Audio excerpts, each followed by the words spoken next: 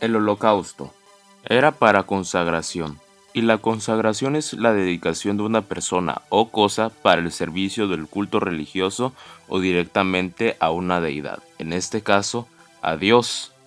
Este tipo de sacrificios era según los recursos de la persona, ya sea toros, corderos o pájaros, pero sin defecto. Del grano. Estas representaban el fruto del trabajo del hombre y los servicios ofrecidos a Dios. Otros propósitos también era para expresar el amor, el agradecimiento y la devoción a Dios. En este sacrificio se ofrecían harina con aceite, grano con aceite, tortas y hojaldrares sin levadura. Las ofrendas de paz.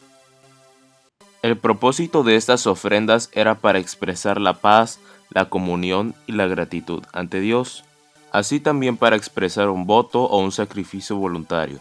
También representaba la comunión entre Dios y el hombre. Este sacrificio se daba en base de los recursos de la persona. En este caso se daban ganados, cordero y cabra, pero sin defecto. Del pecado. Esta era una ofrenda obligatoria para expresar la confesión de un pecado específico y también no intencional, también para buscar el perdón y el lavamiento de Dios. En este caso también se daba en base a los recursos de la persona, y todas estas cosas sin defecto eran el toro, la cabra, pájaros y harina. La ofrenda expiatoria. Era para expresar la confesión de un pecado específico o no intencional o intencional. En este caso se sacrificaba un carnero sin defecto para la expiación de los pecados del pueblo. Ahora veamos la diferencia entre el pecado no intencional y el pecado intencional. El pecado no intencional se refiere a aquel pecado que la persona no tenga conocimiento o que haya cometido sin ninguna intención o por accidente.